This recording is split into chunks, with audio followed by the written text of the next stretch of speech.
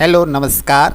Today we are going to take unit number 2, Long Walk to Freedom. Till now we read south Africa के अंदर Nelson Mandela द्वारा रंगभेद नीति का विरोध कर श्वेत लोगों यानी वाइट पर्सन अंग्रेज़ों का जो अश्वेतों के साथ जो घोर अन्याय हो रहा था, अत्याचार हो रहा था, उनके विरुद्ध उनको लगभग 30 साल तक जेल में भी रहना पड़ा।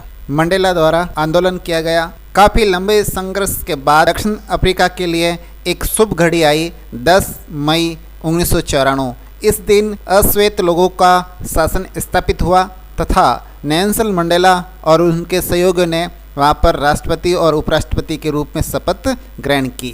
शपथ ग्रहण समारोह के अंतर्गत विश्व के कई सारे डिग्निटरीज पॉलिटिशियन यहाँ पर उपस्थित हुए तथा बीबीसी पर इस कार्यक्रम को प्रसारित भी किया गया। प्रिटोरिया के अंदर एक बड़ा पोडियम बनाया गया, वहां पर ये इनॉग्रेशन रखा गया।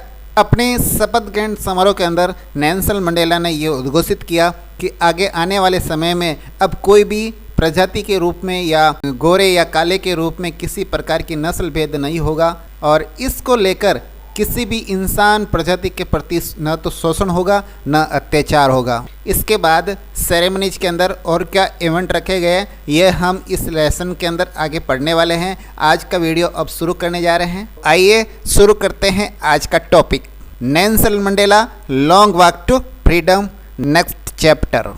ए few moments later we all lifted our eyes in awe as a spectacular array of South African jets, helicopters and troop carrier rear in perfect formation over the Union buildings। यहाँ पर कुछ hard meanings है वो भी ले लेते हैं। पहले मोमेंट्स का मतलब होता है क्षण, लेटर का मतलब होता है बाद में, लिफ्टेड का मतलब होता है ऊपर उठाना या राइज, आ का मतलब होता है विस्मय, स्पेक्टेकुलर का मतलब होता है भव्य, अरे का मतलब होता है पंक्तिबद्ध, जेट्स का मतलब होता है हवाई जहाज वगैरह आकाश में जो उड़ते हैं। ये ट्रूप्स कैरियर्स जो मीनिंग्स आई हैं वो सैनिकों को ले जाने वाले वाहन के लिए आई हैं। राड्स इसका अर्थ होता है गरजना, अर्थात कुछ क्षणों के पश्चात हम सभी के विस्मय से अपनी आँखों को ऊपर उठाया जब दक्षिण अफ्रीकी जेट विमान, हेलीकॉप्टर तथा सेना को ले जाने वाले विमान एक भव्य प्रदर्शन करते हुए क्रमशः पंक्तिबद्ध होकर एक श्रेष्ठ रचना का निर्माण करते हुए यूनियन बिल्डिंग के ऊपर से गरजते हुए गुजर रहे थे। It was not only a display of pinpoint precision and military force but a demonstration of the military's loyalty to democracy to new government that had been freely and fairly. यहाँ पर जैसे कुछ meaning आए हैं। एक है pin point का मतलब होता है सटीक, प्रिसिशन का मतलब होता है परिशुद्ध और मिलिट्री फोर्स इसका अर्थ होता है सैन्य बल और लॉयल्टी का अर्थ होता है वफादारी या निष्ठा प्रदर्शित करना। एक शब्द है डेमोक्रेसी का अर्थ होता है लोकतंत्र, डेमोस्ट्रेशन का मतलब होता है प्रदर्शन, गवर्नमेंट का मतलब होता है सरकार और इलेक्टेड का मतलब होता है निर्वाचित और फेल का मतलब होता है उचित तरीके से या उचित रीति से और फ्रीली का मतलब होता है स्वतंत्र। यह न केवल एक सैन्य बल का प्रदर्शन था अपितु लोकतंत्र के प्रति वह नई सरकार जो स्वतंत्र निष्पक्ष रूप से चुनी गई थी के प्रति भी सेना की निष्ठा का प्रदर्शन था। Only moments before the highest generals of the South African Defence Force and police their chest bedecked with ribbons and medals for the day gone by salute me and pledge their loyalty। Loyalty का अर्थ हमने पहले भी बता दिया, वफादारी, और salute का मतलब होता है सलाम देना, प्लेड का मतलब शपथ लेना और मेडल्स यानी पदक होते हैं। यहाँ एक शब्द आया है बिडेक्ट जिसका अर्थ होता है सजे हुए होना और चेस्ट का मतलब होता है सीना, पुलिस का मतलब पुलिस से लिया गया है, डिफेंस फोर्स का मतलब होता है सैन्य बल और यहाँ पर एक शब्द आया है जनरल्स का मतलब होता है सेना का सेनानायक। तो only moments before the highest generals of the south African defence force and police, केवल कुछ ही क्षणों या पलों पहले दक्षिण अफ्रीका की रक्षा बलों एवं पुलिस के उच्च अधिकारियों, जिनके सीने बीते दिनों के फीतों और पदक से सजे हुए थे, ने भी मुझे सलामी दी। ये कौन कह रहे हैं? नेल्सन मंडेला, कि जिस व्यक्तियों ने मुझे इनसे पहले जेल के अंदर बंद कर दिया था, आज वही मुझे सलामी दे रहे हैं तथा अपनी वफादारी की शपथ भी ली। प्लीज का मतलब होता है शपथ लेना। I was not unmindful of the fact that not so many years before they would not have salute but arrest me। वो दिन भी मैं नहीं भूला हूँ, वो भी मेरे दिमाग में जहन में है। कुछ समय पहले इन्हीं पुलिस वालों ने, इन्हीं फौज के अफसरों ने मुझे पकड़ के जेल के अंदर डाला था, मुझे अरेस्ट किया था। Finally a seven of Impala jets left a smoke trail of the black, red, green, blue and gold of the new South African flag. Flag का मतलब होता है झंडा, और साउथ अफ्रीकन के अंदर जो जो कलर है, जैसे ब्लैक, रेड, ग्रीन, ब्लू और गोल्ड कलर है, ये उस झंडे के अंदर, जैसे हमारे भारत के तिरंगे के अंदर 3 रंग हैं, उस प्रकार साउथ अफ्रीका के अंदर ये कुल मिला के 5 कलर हैं। तो उस कलर को वो जो जेट विमान आकाश के अंदर उड़ रहे थे, वो अपने पीछे एक शानदार धुएं के अंदर इन कलर को एक वी आकार बना रहा था। सेवरन कलर होता है वी आकार बनाना। The day was symbolized for me by the playing of our 2 national anthems. Symbolized का मतलब होता है प्रतीक, प्लेइंग का मतलब होता है बजाना, नेशनल एंथम का मतलब होता है राष्ट्रगान। ये दिन हमारे लिए एक प्रतीक के रूप में बन गया, क्योंकि इस दिन 2 राष्ट्रगान बजाए गए। And the vision of whites singing न्योकी सिकेलेल अफ्रीका। जो वाइट्स लोग यानी जो गोरे लोग थे, उनके लिए जो सिंगिंग का प्रतीक था वो था न्योकी सिकेलेल अफ्रीका। एंड जो ब्लैक सिंगिंग, और जो काले लोग थे और उनकी तरफ से जो नेशनल एंथम बज रहा था वो था Die Stem, old anthem of the republic. Although that day neither groups knew the lyric of the anthem they once despite they would soon know the words by heart। Anthem का मतलब होता है राष्ट्रगान, रिपब्लिक का मतलब होता है गणराज्य, आल्दो का मतलब होता है यद्यपि, that they neither group new, यद्यपि उस दिन दोनों ही समूह के लोग उन राष्ट्रगानों की धुन को नहीं जानते थे, फिर भी दे वंस डिस्पाइट, डिस्पाइट का मतलब होता है गणना करना, वे आपस में गणना करते थे। They would soon know the word by heart, अब वे उन शब्दों का आपस में हृदयगम कर रहे थे, आपस में उन गीतों को बड़े मज़े से सुन रहे थे। यहाँ पर एक शब्द आया है डिस्पाइट। डिस्पाइट का मतलब होता है had a very low opinion of, यानी अत्यधिक गणना करना। On the day of inauguration I was overwhelmed with a sense of history। Inauguration का मतलब होता है ओपनिंग या उद्घाटन, overwhelmed इसका मतलब होता है अभिभूत होना, सेंस का मतलब होता है समझ, हिस्ट्री मतलब इतिहास। उद्घाटन समारोह के दिन मैं इतिहास की समझ से अभिभूत था। A few years after the better Anglo bore war, Anglo और बोर वार, और उस समय मेरा जन्म हुआ था, तो वाइट स्किन के जो लोग थे वो और साउथ अफ्रीका के अंदर जो गोरे कलर के लोग थे, उनके मध्य उनकी जातीय एकता हो गई थी, और वे सब मिलकर जो साउथ अफ्रीका के मूल लोग थे, काले कलर के लोग थे, ब्लैक लोग थे, उनके ऊपर उन्होंने अपना साम्राज्य स्थापित कर लिया था। The structure they created form the basis of one of the harshest now in the last decade of the 20th century and my own 8th decade as a man, the system had overturned forever and replaced by one that recognized the right and freedoms of all people regardless of the color of their skin।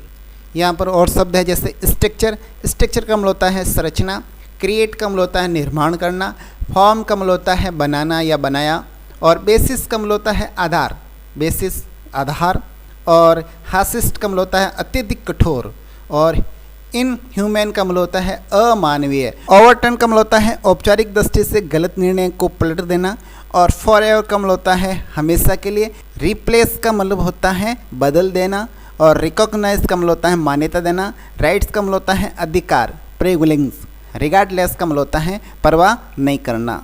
Skin का मतलब होता है चमड़ी। इस प्रकार Anglo और bore युद्ध के बाद और मेरे जन्म के आसपास और इन दक्षिण अफ्रीका की गोरे चमड़ी के लोगों ने अपने आपसी मतभेदों को दूर करके पुनः अपने गोरे लोगों के साथ दोस्ती कर ली, अर्थात सभी श्वेत लोग आपस में मिलकर एक हो गए। लेकिन जो वहाँ के मूल निवासी थे, जो काली चमड़ी के लोग थे, उनके खिलाफ जातीय प्रभुता का ढांचा तैयार कर लिया। और जो ढांचा उन्होंने तैयार किया था वह अत्यधिक कठोर था, हासिस था। उनके द्वारा जो सबसे बड़ी इनह्यूमन बात थी वो ये थी कि संसार के अंदर उन्होंने एक ऐसी चीज़ का निर्माण कर दिया, उन्होंने काली चमड़ी लोगों के साथ भेदभाव करना शुरू कर दिया, उनके साथ अत्याचार शुरू कर दिया। लेकिन 20वीं शताब्दी के अंदर जो अंतिम दशक था उसके अंदर वापस एक सुनहरा अवसर मिला। हमेशा के लिए ये व्यवस्था उलट दी गई और एक ऐसी व्यवस्था प्रतिस्थापित कर दी गई जो सभी लोगों के लिए अधिकारों और स्वतंत्रता को उनकी चमड़ी के रंग को ध्यान में न रखते हुए उनको मान्यता प्रदान की गई। आज जो दिन आया है हमारे सामने वो हजारों लोगों के अकल्पनीय बलिदान यानी अनइमेजिबल सैक्रिफाइस, उसके बदौलत आज हमें ये दिन देखने को मिला है। और वे लोग जिनकी पीड़ा तथा सांस को न तो कभी गिना जा सकता है और न ही उनके सांस और बलिदान का मूल्य चुकाया जा सकता है। I felt that day as I have on so many other day that I was simply the sum of all those African patriots who had gone before me। यहाँ पर एक शब्द आया है पैट्रियट, इसका मतलब होता है देशभक्त। तो हजारों देशभक्त जो अफ्रीका के देशभक्त थे वो मेरे सामने चले गए। That long and noble line ended and now began again with me। उस लंबी व उत्कृष्ट श्रृंखला का अंत हो गया है, अब वह पुनः मुझसे शुरू हुई थी। I was pained that I was not able to thank them। मुझे बड़ा दुख है, पेन का मतलब होता दुख, कि मैं उन लोगों का धन्यवाद नहीं कर सकता जिन्होंने ये बलिदान दिया है। And that they were not able to see what their sacrifice had wrought। और वे लोग भी नहीं देख पा रहे थे जिन्होंने बलिदान दिया था और उनके बलिदान का क्या परिणाम हुआ है। The policy of apartheid, apartheid का मतलब होता है रंगभेद, created a deep and lasting wound in my country and my people. इस रंग भेद नीति ने मेरे देश और मेरे देश के लोगों में एक स्थायी घाव या जख्म कह सकते हैं, जख्म बना दिया है, घाव बना दिया है। यहाँ पर एक शब्द आया है वन, WUND, वन का मतलब होता है घाव।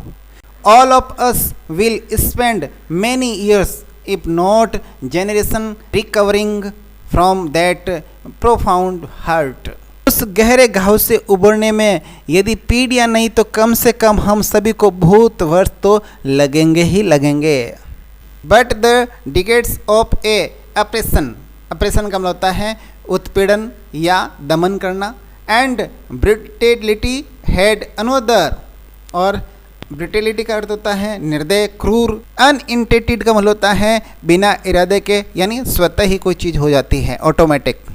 इफेक्ट, इफेक्ट का मतलब होता है प्रभाव। यहाँ पर मंडेला ने कुछ नाम गिनाए हैं जैसे the Walter Sisulus, the Chief Luthulis, the Yusuf Dadoos, the Bram Fischers, the Robert Sobukwes of time. Africa के स्वतंत्रता आंदोलन में खूब बढ़ चढ़ कर हिस्सा लिया। Man of such extra ordinary, और ये जो सब लोग हैं जिनका नाम आया है ये सब अद्वितीय थे।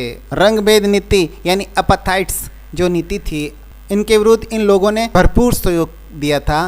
These are some prominent names in the struggle against a apartheid।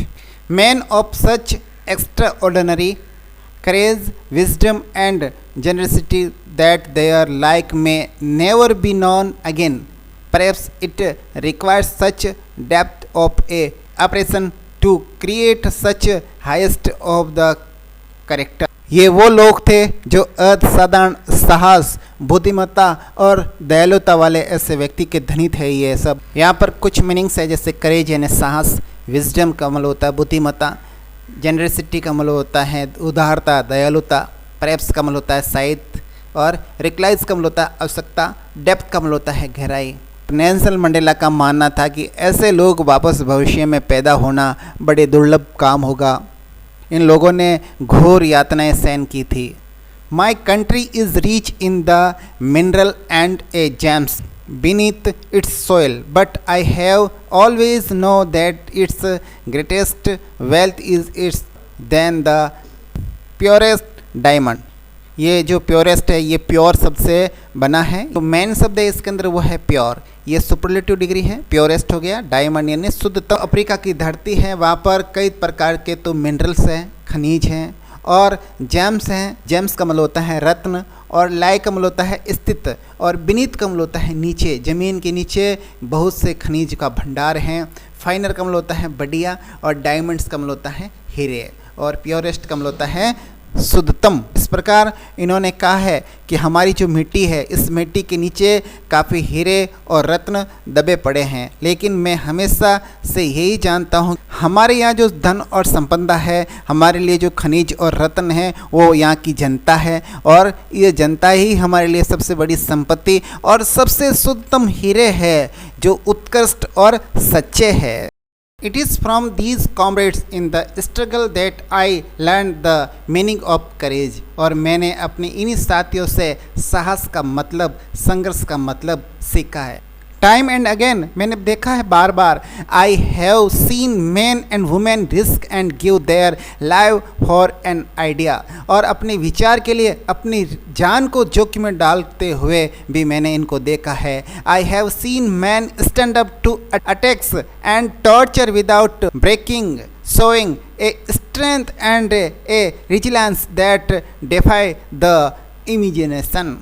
Imagination का मतलब होता है कल्पना, और डिफाइज का मतलब होता है चुनौती देना या विरोध करना। और एक शब्द आया है रिजिलेंस। रिजिलेंस का मतलब होता है किसी परेशानी में होना या किसी के प्रभाव से उबरने की शक्ति। एक शब्द आया है यहाँ पर स्टैंड अप। स्टैंड अप का मतलब होता है उठकर सामना करना, यानी किसी चीज़ को सहन करना। मंडेला कहते हैं कि मैंने लोगों को बिना रुके आक्रमण और अत्याचार के विरुद्ध साहस तथा उसका सामना करने के लिए जो उन्होंने शक्ति दिखाई है, वो वाकई में अकल्पनीय है, जिसकी हम कल्पना ही नहीं कर सकते। आगे कहते हैं, I learn that courage was not the absence of fear but the triumph of over it. बहादुर व्यक्ति वो नहीं होता है जो डरता नहीं है, बल्कि वो होता है जो इस डर पर विजय प्राप्त कर लेता है, कॉन्कोर प्राप्त कर लेता है। No one is born hating another person because of the color of his skin or his background religion।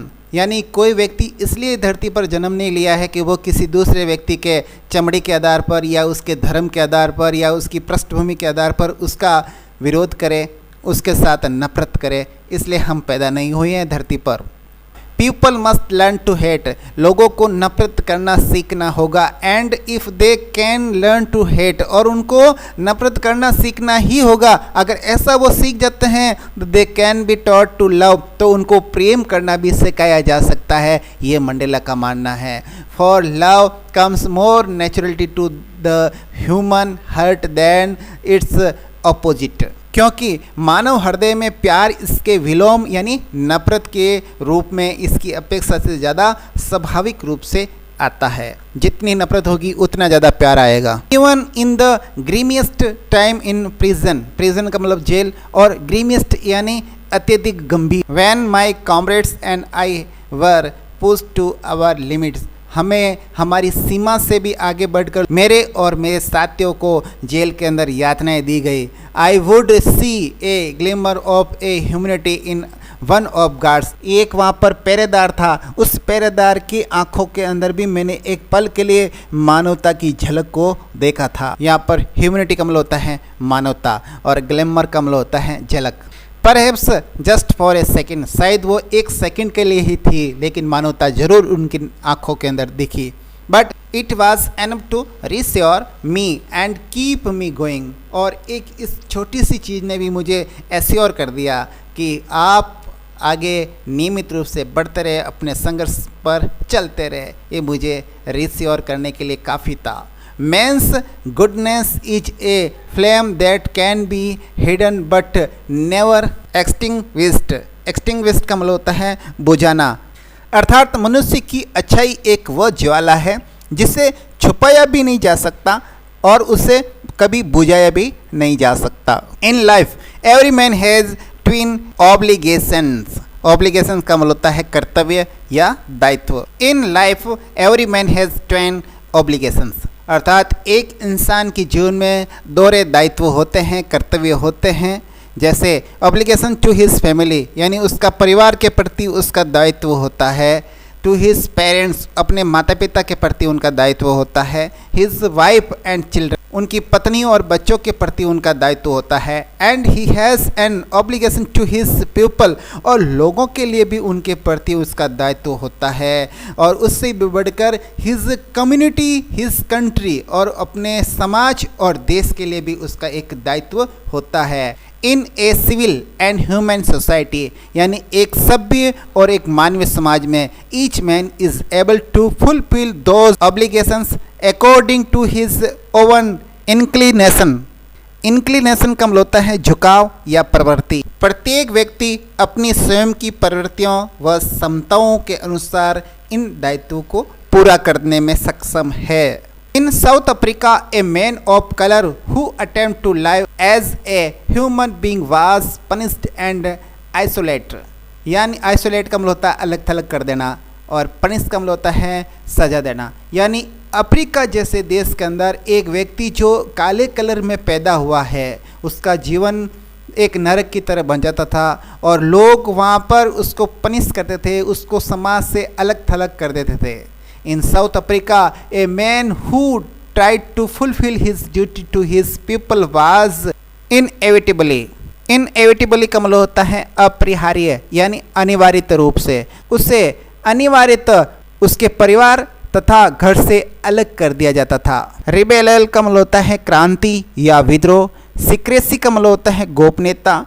Existence का मतलब होता है अस्तित्व, और ट्वाइलाइट का मतलब होता है हल्का सा प्रकाश या हल्का सा धुंधला अंधेरा। अपार्ट का मतलब होता है अलग, और रिपीट का मतलब होता है हटा देना। कहने का मतलब है अफ्रीका देश में जो व्यक्ति अपने लोगों के प्रति और अपने कर्तव्य की पूर्ति करने का प्रयास करता था, उससे अनिवार्य रूप से उसके परिवार से अलग कर देते थे, उनके घर परिवार से दूर कर देते थे, तथा उनको गोपनीयता तथा विद्रोह की अंधकारमय स्थिति में अलग थलग रहने के लिए बाध्य कर दिया जाता था। यानी अफ्रीका देश के जो मूल निवासी है वही अपने देश के अंदर बड़े ही बदतर जीवन जी रहे थे। I did not in the beginning choose to place my people above my family, but in a attempting to serve my people, I found that I was prevented from fulfilling my obligations as a son, a brother, a father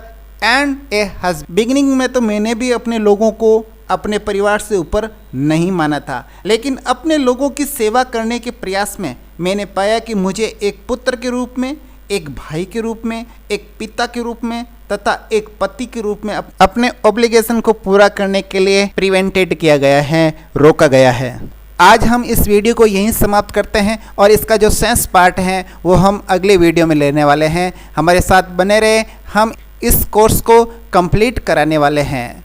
अब हमें आज आज्ञा दीजिए। नमस्कार, वंदे मातरम, जय हिंद।